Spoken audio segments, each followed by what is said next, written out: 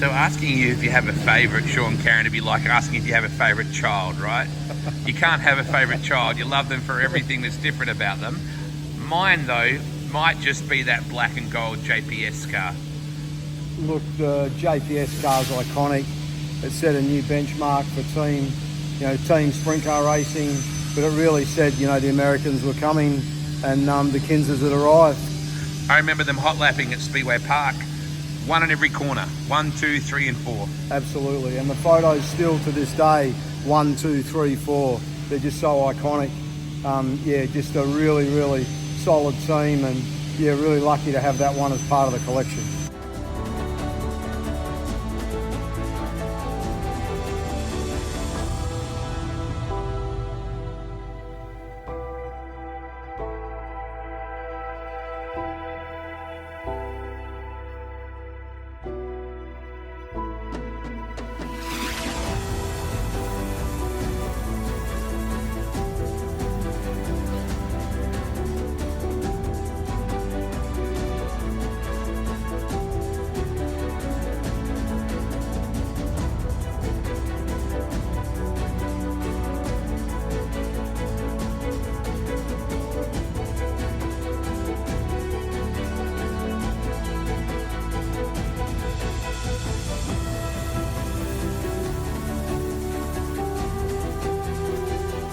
So obviously this is a predominantly a Kinser thing. The wing is just incredible on the Tognotti. That thing's enormous. Were there no rules? Obviously there was no rules. No rules.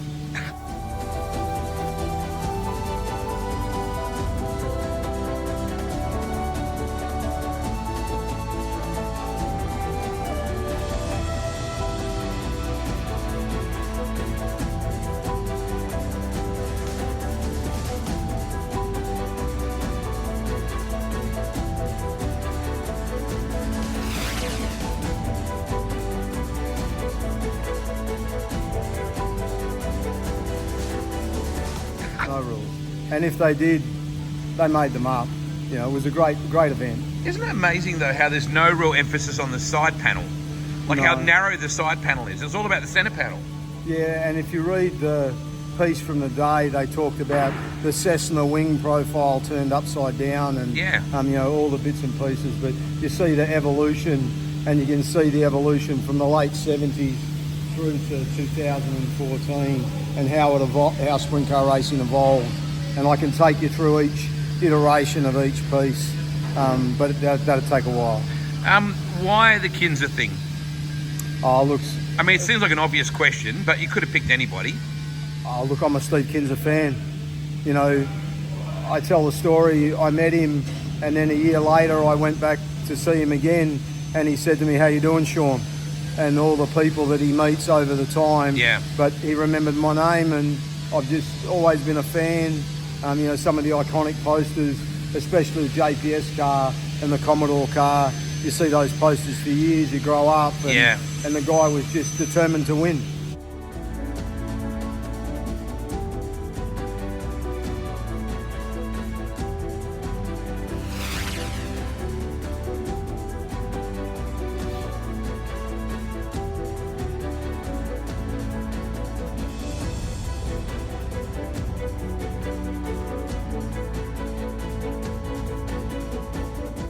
The Commodore 30s car, I think it was just him and Randy in that 2-car deal back in the day. Correct. The only time they ran together as all 4 was the JPS car, right? Correct, yes. Kelly, Mark, Randy and Steve. Yes. And Brian Healy had a lot to do with all that stuff, didn't he? Oh, Brian, through the cigarette advertising, him and Steve formed a very special friendship from where I sit as a fan, and the cigarette advertising, and as it went through Australian Speedway, those two were on that journey.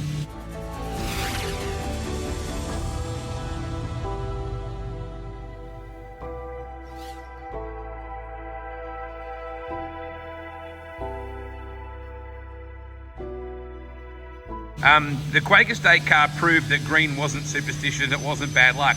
Everybody had to reassess their superstition, didn't they? They did. Steve rolled out in that car, and it was just it's an iconic car. Everybody remembers the Quaker State piece when he returned in '95. and we're really, really lucky to have that car as part of the collection. So how do you go about, I mean, Steve's had literally hundreds of cars. Is it something that you've collected from cars that race in Australia only? So if you look at the thank you board, that thank you board there, the poster in the background is actually the King of the Outlaws, and that poster board there, which does have Gold Star Transport on the Bad Boy Buggies car because we sponsored them, that poster there, that's all those cars. Yeah, right. It's incredible to see them all just sitting here like a big kids Hot Wheels collection, really, Sean. Pretty much. Yeah. So how does the Lasowski car and the Cricky car fit into this? For those that don't know, your experience with both those teams and cars.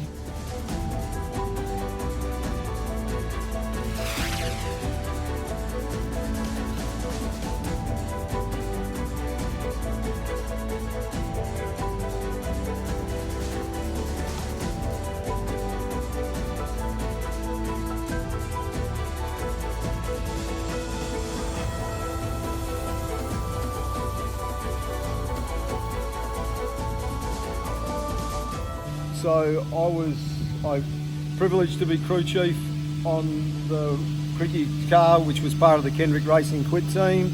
We won the Australian title. After I restored Ron's first car, the Trossel that he won the 85 title in, we said we would do that one. And the car was entrusted to Roy Carter, and he looked after it for some time, probably 15 years. Yep. And then we decided that we would restore it, and we restored it, and I gave it back to Ron and the Kendrick team 25 years to the day after we presented it at Observation City at Scarborough for the first Kendrick release of that year. So we did that one, and that was pretty cool. And we had a big team reunion where we unveiled the car again at Whiteland Park.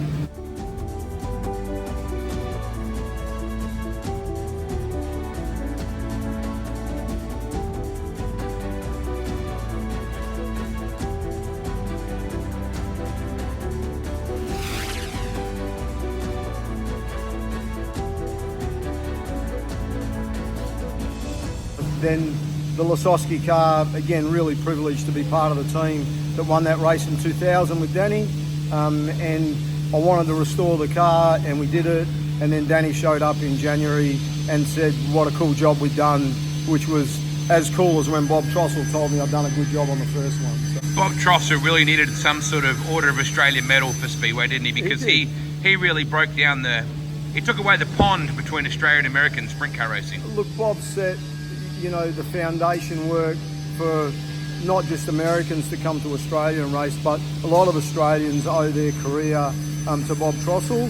And the car I recently did for Shane Cricky has got some information about the time that he spent with Bob and how that was the foundation of what is now Cricky Motorsport.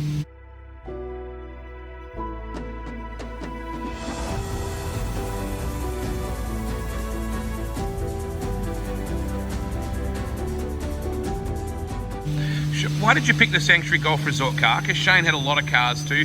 It is personally one of my favourites. The Fraser Harley car was cool, the Fortron car was cool, the Castrol car was cool. Why did you pick the Sanctuary car? It was the same year Taylor was born, the same year my daughter was born. I knew there was a reason. It sort of added up, and it wasn't just another race car. It was something, and I remember that I had the conversation with him, and I said, why that car, Shane? And he said, because I'd never driven a 30-inch non-down tube car and I wanted to try it. So that's why it sort of sat with me, and it appeared. How do you go with, how hard is it to make everything 100% authentic? Do you have to, you're not a cut the corners guy at all, but are there some times when you go, I just couldn't get that torsion bar I needed, or do you wait? Look, sometimes it's a weight thing. There's a couple of bits and pieces on a couple of cars that are not quite perfect, but only I know that. Danny couldn't pick what wasn't white on his car. Ron certainly can't pick what's not right on his. Jeff's got a couple of ideas. You can get the photos from the era, and I've got as close as I possibly can. Very, very proud of them. Yeah, the Wolfgang Sills Burton Kinser car, that wing just the whole look of the car and how open the cockpits were. Yeah, look, you see on the right-hand side there's an aluminium guard that Steve added on. Flared out, yeah. Because he didn't like getting belted by all the rocks and bits and pieces. So each one of them had its little nuances like that, and you know, credit to all the people that helped me. The finer details of each car are as close as we could possibly get.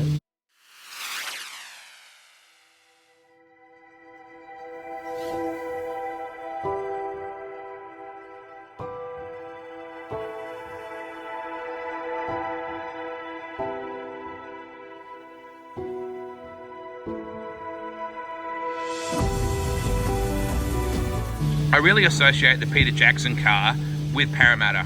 There were some phenomenal pictures of him, you know, racing Rush and Brazier and, you know, all those Max and Tatnall and all those sort of guys at Parramatta in particular. Is it unfair to limit it to the Parramatta side? Because they had the Peter Jackson Nationals as well. And look, there's people that told me stories after we released the collection of how he lapped the field at Avalon and how he was so dominant at Archerfield. And, you know, the history of the car or cars there afterwards, because there was two of them. But, you know, for me, I saw that car in Barry Lewis's garage. After Steve had gone home. I took the photos. I've still got the photos. That's what I worked off for the restoration. It's just so iconic. And so many Australian, you know, Peter Murphy, now in America, promoter, worked on that car. You know, Ivan Walker, legendary Australian engine builder, worked on that car. You know, lots of people had a lot of influence around then. And it was the third Maxim in Australia, and Maxim's now gone on to dominate, you know, Australia, or sprint car racing in general, for a long time. I link that era as well to Mike Raymond. You know, because there was the no hanky-panky, Valvoline Yankee. There was all that sort of incredible era with him and Steve Raymond as well. So it's bigger than just the driver and his rivals, isn't it?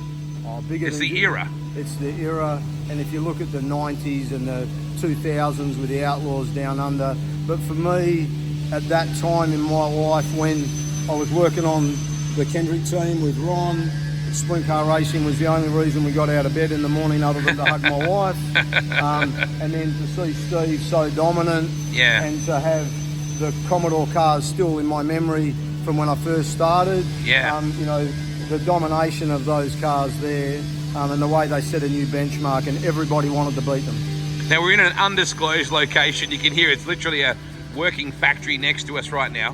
Where are these cars headed? Because they used to all be in your shop. They were all at home, and the plan was always to release them this year. 45 years since Steve won his first feature race in Australia, and 10 years since he last raced here. And the plan was always to release them this year, and they are destined to go.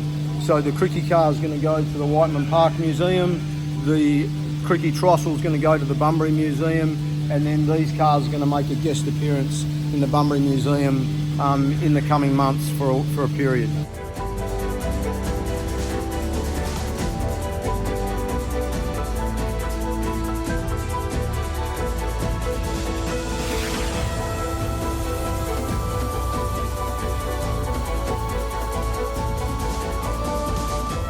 I think I remember the Bad Boy Buggies car being at Parramatta and taking a shot of that Steve Kinser sneer, not sneer, but scowl. He always had that very serious look on his face. When he had that look, you knew he was there to win. This collection, how long has it taken you to accrue this? 17 years since we acquired the Quaker State car. So yeah, it's been some time to get it all done. From the first one through to finishing the last one, there's 17 years of hard work there to get it all done. Obviously it's cool when they're all in one place. It's like having your kids all in one place, Sean, but it makes more sense, particularly after you're showcasing them at Kwinana. It makes more sense for people to be able to see it, like the National Sprint Car Hall of Fame, all out and about in public. Look, the plan's always been to share them. I will say I do miss them. For 15 years I've been walking past that Quaker State car, and it is really cool to have the Quaker State car in your shed. I do miss them, but we want people to see them. You know, a lot of people at the Motorplex came up and said thank you. That means a lot to myself and all the volunteers that helped do all this. For them to say thank you for bringing them out. You know, a lot of people don't get the privilege that you and I get, Wade, to go to America and see the stuff. So we want them to be somewhere where people can see them. is there one that took longer than the others? Was there a problem child in this fleet? Oh, look, the JPS car probably took the longest because it was so iconic. Like, it had to have the right rear axle. Yep. It had to have the right oil pump. It had to have, and that one there came with the least amount of bits. So it was the chassis and the hood, which, as I said before, has got Rushy written underneath it. So that was the one that took probably the longest to get all the exact right bits. You know, the Gambler brake calipers, yep, the right seat, you know, the safety chains on the wing, all the little bits and pieces. Oh, yeah, wow. Yeah. See, I didn't even look at that earlier, but you're right. There they are, the chains. It was pretty primitive back then, wasn't it? Yeah, look, and Americans didn't understand Australian technology rules at that time. You know, you look at the JPS car, again, I've got no rear hoop on the bumper, which wouldn't let it run in Australia, but that was the Gambler way at the time. Yeah. So that's what we've done. We've made it how Gambler would have sent it to Australia. Wow. Just like the world's coolest toy car collection, isn't it? Amazing. Look, I'm very, very privileged to have it. We did a video call with Steve the other night, and to see the look on his face when we showed it to him, that made all the work worthwhile. Yeah, absolutely. So clearly you're still, I mean, you just took Danny Lasowski with Brock Zierfoss over to the Classic with that car. Yeah. So clearly your passion for this has never been extinguished, has it? It's just you've had business priorities with Gold Star. Yeah, look, business took over and we had retired. So doing all this kept me involved with the sport. And then Brock and Jeff Kendrick convinced us to come and race again, and now we're racing again. But I was determined to finish all this. I was determined to do the Cricket tribute, and our racing probably paid a bit of a price for that. You can't do, difficult enough to do one job right, let alone three. Not making excuses, they're like arseholes, everybody's got one. Yep. But really, you know, this kept us involved. You know, business has obviously got its own pressures that go with that. But we love the sport, we love the people. You know, sprint car racing's in a really solid place.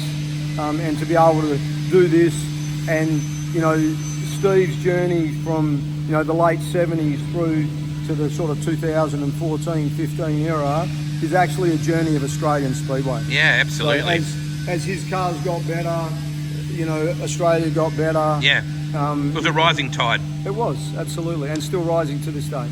Last week, Neil Harding passed away. Remarkably cool man, lovely old man, and supported so many facets of sprint car racing and speedway. And it reminded me to the all-open wheel deal, in which Bobby Teeple drove the Sean Enterprises car back in the day. We had all the Crickies there, and a super cool speed car lineup as well. The people that have driven that car, I looked back the other night at Kenny Jacobs when he drilled the wall in the Jenkins car, and because you had Randy Hannigan and Gary Wright, it's been Max Dumsney's driven your car. Like, there's been so many people over the years since a Kendrick crew chief went on to do his own thing. Yeah, look, it's a fantastic journey. My wife Dot's been there along all the way, and so's my daughters since they were born. And you know, you see the Lasowski car's still got owner Rachel, and Renee's still got her name on some stuff at home. Yeah, and it's just really cool. Yeah, you know, to have all those people drive our car. You know, Todd Wanless, Gary Brazier, Skip Jackson. The list is endless, and yeah, we've been really, really lucky to have all those people and to count them all as friends.